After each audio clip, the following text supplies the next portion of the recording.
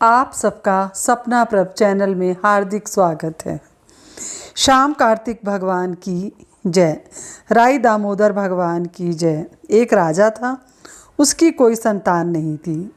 उसकी रानी ने एक बिल्ली के बच्चे को 9 महीने तक पाला और फिर अपनी नौकरानी के हाथ राजा को संदेशा भिजवा दिया कि हमारे यहाँ बेटी हुई है। राजा बहुत खुश हुआ। राजा ने अपना सोने का हार उतार के नौकरानी को दे दिया। राजा दौड़ा दौड़ा आया और रानी से बोला कि मुझे जल्दी से मेरी बेटी का मुंह दिखाओ।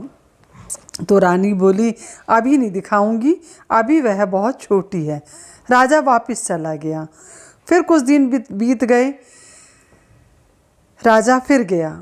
उसने कहा, मुझे मेरी बेटी का मुंह दिखाओ। वह बोली, नहीं, अभी नहीं, अभी यह छोटी है। फिर कुछ साल बीत गए। राजा ने कहा, मुझे इसका मुंह दिखाओ। तो वो बोली कि पहले इसके लिए लड़का देख कर आओ, तब मुंह दिखाऊंगी। राजा सोचता है, मैंने मुंह तो देखा नहीं, पर रानी कह रही है तो जाकर पहले इसके लिए लड़का देखाता हूँ। राजा एक शहर में जाता है घोड़े पे सवार होके।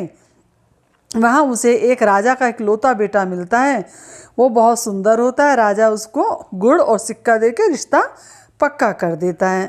आकर रानी को बोलता है, राजा के बेटे से रिश्ता पक्का करके आया हूँ, इकलौता बेटा है, बहुत सुंदर है, अब तो मुझे मेरी बेटी का मुंह दिखा दो। रानी फिर कहती है, जब बारात दरवाजे पर आएगी तभी मैं आपको उसका मुंह दिखाऊंगी। वह कहती है, अब जाकर शादी की तारीख पक्की करके आ जाओ। पंच बीमा के दिन होते हैं। वह शादी की तारीख पक्की करने चला जाता है।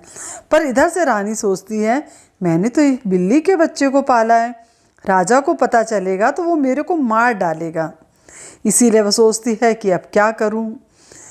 उसको वो अच्छे से तैयार करके बिल्ली के बच्चे को एक संदूक में डाल देती है और सारे कपड़े और गहने उसके संदूक में बंद कर देती है। फिर जब बारात दरवाजे पर आती है, उसे लगता है कि दूल्हा तो बड़ा समझदार है। वह इसीलिए जाके अपने जमाई के पैर पड़ जाती है और उसको बोलती है, जैसे मैं तेरे को संदूक दूँ वैसे ही ले जाना, उसको खोलना मत। वह कहता है, ठीक है। रानी ने बिल्ली के बच्चे को दूध से नहला धुलाकर वापस से संदूक में डाल दिया। उसको कपड़े दे दिए, जेवर दे दिया और अपने जवाई को वो संदूक दे दिया। अब राजा फिर से कहने लगा, मुझे मेरी बेटी का मुंह तो दिखाओ, अब तो विदाई हो रही है। रानी बोलती है, जब यह पहला फेरा डालने आएगी तभी इसका मुंह दिखाऊंगी। राजा फिर चुप हो गया और डोली को विदा करा के जब उसकी डोली अपने घर पहुंची तो गली वाले कहने लगे, बहू का मुंह दिखाओ। लड़के ने चुपचाप से संदूक लिया और ऊपर चला गया। वह सोचने लगे कि सिर्फ बेटा बेटा आया है, बहू तो आई नहीं। तो उसकी सास बोलने लगी, बेटा बहू का मुंह तो दिखा। वह बोला, अभी रात हो गई है माँ, कल दिन होगा, कल देख लेना। उसकी माँ ने कहा, ठीक है। राई दामोदर के दिन थे। उसकी माँ को मंदिर जाना था। उसने कहा, बहू सियानी हो तो मैं मंदिर जाऊं और मेरे पीछे से सारा काम करके रखे, झाड़ू पोछा करके रखे। ऐसा कह के वह चली गई। अब पीछे से बिल्ली का बच्चा जो था वो बड़ा समझदार था। वह आया, उसने अपनी पूंछ में झाड़ू बांधी, वह झाड़ू पोछा करने लगी। फिर झाड़ू पोछा करके अपने कमरे में चली गई। इसी तरह वो 4 दिन तक काम करती रही और उसका पति उसे चूरी बना के दे देता। वह खाकर फिर से संदूक में घुस जाती। पूर्णमासी का दिन आया। उसकी सास ने बोला, आज तो मुझे मंदिर भी जाना है, साग भी बनाना है, रोटी भी बनानी है, तो कैसे करूं। वह फिर बोलती है, बहू बेटी सियानी हो तो सारा काम करके रखे। सास जाती है तो बिल्ली का बच्चा नीचे आ जाता है। वह सारा काम कर देती है, झाड़ू पोछा, और अपने पंजों से वो आटा निकाल रही होती है रोटी बनाने के लिए। इतने में राई दामोदर आ जाते हैं। वह बोलते हैं, घर में कोई है। वह आवाज़ सुनकर बाहर आती है और उनके पैरों में गिर जाती है। तो राई दामोदर बोलते हैं, इस गरीब की भी काटें। तो वह उस पर पानी का छींटा डालते हैं। वह 12 बरस की लड़की बन जाती है।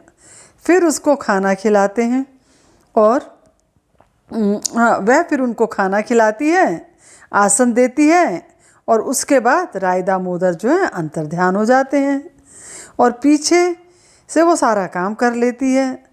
सास बड़ी खुश हो जाती है, वह कहती है इतनी सुंदर है मेरी बहू, ये तो बड़ी सियानी है, तो मुझे शक्ल क्यों नहीं दिखाई। तो वह बोलती है कि मैं तो बिल्ली का बच्चा थी, मेरी तो राय दामोदर कट्टी जीवें, राय दामोदर मेरी कट्टी, वैसे सबकी काटना। उधर राजा रानी को बोलता मैं अपनी बेटी को पहले फेरे के लिए लेने जा रहा हूँ। वह ऐसा कहकर घोड़े पर सवार होके चला जाता है। इधर वह सोचती है अब तक तो मैं छिपाती आई, लेकिन अब कैसे बताऊं, अब तो मेरी पोल खुली जाएगी। इधर से राजा चला जाता है। अब रानी क्या करती है, छत पे चढ़ जाती है। वह मन में सोचती है कि जैसे ही राजा आएगा मैं छत से कूद जाऊंगी और अपनी जान दे दूंगी। उधर राजा उसकी सास को बोलता है मेरी बेटी को फेरे के लिए भेज दो, तो वह बोलती है ले जा। वह भी छिपा जाती है कि यह तो बिल्ली का बच्चा था। जैसे ही वह लेकर आता है तो रानी देखती है वह तो किसी लड़की को लेकर आ रहा है। वह फटाफट छत से नीचे उतर के राजा के पैर में पड़ जाती है और बोलती है मैंने तो बिल्ली का बच्चा दिया था, यह लड़की कैसे बन गई। तो वह बोलती है मेरी राय दामोदर ने काटी है, जैसे मेरी काटी है वैसे मेरे मायके वालों की भी काटना, वैसे मेरे ससुराल वालों की भी काटना। जय राय दामोदर भगवान की जय, जय श्याम कार्तिक भगवान की जय। प्लीज़ मेरे चैनल को लाइक करें, शेयर करें, सब्सक्राइब करें और बेल आइकन के बटन को ज़रूर प्रेस करें। इस वीडियो को जल्दी और ज़्यादा से ज़्यादा शेयर करें कि जिससे कि लोग इस कथा को पूर्णमासी पर सुन सकें।